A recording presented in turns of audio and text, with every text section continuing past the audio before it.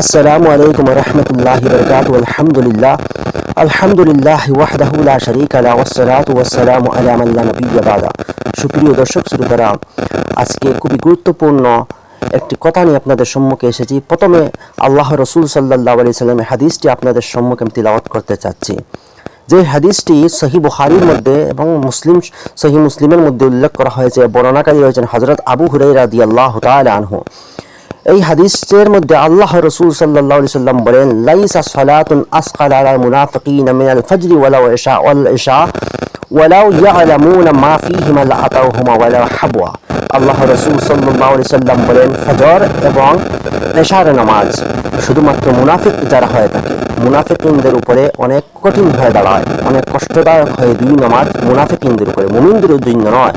মুমিন কখনো এই দুই নামাজের সময় তারা কষ্ট বোধ করে না, তারা যত সময় নামাজটা আদায় করে নেয়। শুধুমাত্র মুনাফিক যারা হয়ে থাকে এই দুই নামাজের সময় তাদের অনেক কষ্ট হয়ে থাকে। এরপর আল্লাহ রাসূল সাল্লাল্লাহু আলাইহি সাল্লাম বলেন, ওয়ালাউ ইয়ালামুনা মা ফীহিমা লাআতাউহুমা ওয়ালা হাবওয়া। তারা যদি এই দুই নামাজের গুরুত্ব জানতো তাহলে হাঁটু জমিনের মধ্যে লাগিয়ে এই নামাজটা যত সময় তারা আদায় করে নিত। পুরুষ হলে মসজিদে চলে যেত, মহিলাগণ হলে তারা ঘরের মধ্যে যথাসময় নামাজটা আদায় করে নিত। কিন্তু মুনাফিক যারা হয়ে থাকে তাদের ক্ষেত্রে এই দুইটা নামাজ অনেক কষ্টদায়ক হয়ে থাকে, অনেক কঠিন হয়ে থাকে, মুমিনদের ক্ষেত্রে নয়। এই হাদিস দ্বারা আপনি নিজেই আপনার অবস্থান বুঝে নিতে পারবেন যে আপনার ইমানের অবস্থা বর্তমান কতটুকু রয়েছে, আপনি নিজেই অনুমান লাগাতে পারবেন।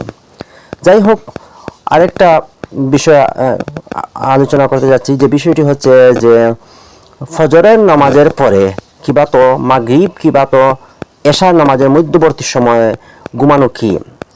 দেখেন, এ ব্যাপারে ফতোয়া আলমগিরিয়া অর্থাৎ ফতোয়া হিন্দিয়ার মধ্যে মাসআলাটি উল্লেখ করা হয়েছে, ওয়ায়াকরাহুন নাওমু ফি আউয়ালিন নাহারি ওয়া ফীহিমা বাইনাল মাগরিবি ওয়াল ইশা।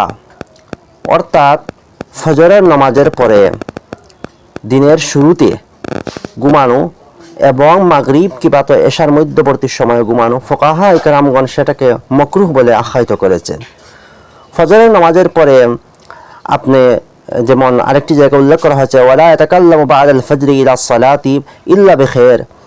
ফজরের নামাজের পরে কোনো ধরনের কথাবার্তা না করে শুধুমাত্র ভালো ভালো কথা অর্থাৎ আল্লাহর জিকির, আজকার, তিলাওয়াত, তাসবিহ তাহলিলের মধ্যে আপনি ব্যস্ত থাকুন। ইশরাকের নামাজটা আদায় করে এরপরে আপনার বাকি যে কাজগুলো রয়েছে তা করতে পারবেন। ইশরাকের নামাজের পরে যদি আপনার ঘুমানোর ইচ্ছা থাকে তাহলে ঘুমান, কোনো অসুবিধা নয়। ওয়াকিলা বাদাহা আইদান ইলা তুলুই শামসি। কিছু সংখ্যক ফুকাহা ইকরামগণ বলেছেন এরপরে আপনি যদি ঘুমাতে চান তাহলে ঘুমাতে পারবেন, কিন্তু ফজরের নামাজের পরেই যে ঘুমানো সেটা মাকরুহ বলে আখ্যায়িত করা হয়েছে। তদ্রূপভাবে মাগরিব এবং এশার মধ্যবর্তী সময়ে ঘুমানোটা মাকরুহ বলে আখ্যায়িত করেছেন। আপনার কোনো ব্যস্ততা থাকলে সেই কাজটা করে নেন, নতুবা আপনি জিকির, আজকার, তাসবিহ তাহলিল, তিলাওয়াতের মধ্যে সময়টা কাটিয়ে দিন। শারীরিক ক্ষেত্রে ফজরের নামাজ পড়ে ঘুমানোটা শারীরিক ক্ষেত্রে অনেক ক্ষতি হয় থাকে মানুষের শরীরের ক্ষেত্রে। তাই এই দুইটা সময় না ঘুমানোটা হচ্ছে উত্তম এবং আল্লাহ রাসূল সাল্লাল্লাহু আলাইহি সাল্লামের সুন্নত বিরোধী কাজ। আল্লাহ রাসূল এই দুইটা সময় কখনো ঘুমাতেন না। ফজরের পরে আল্লাহ রাসূল ঘুমাতেন না, মাগরিবের পরে এশার মধ্যবর্তী সময় আল্লাহ রাসূল ঘুমাতেন না। সুতরাং ফুকাহা ইকরামগণ এই দুইটা সময়কে মাকরুহ বলে আখ্যায়িত করেছেন।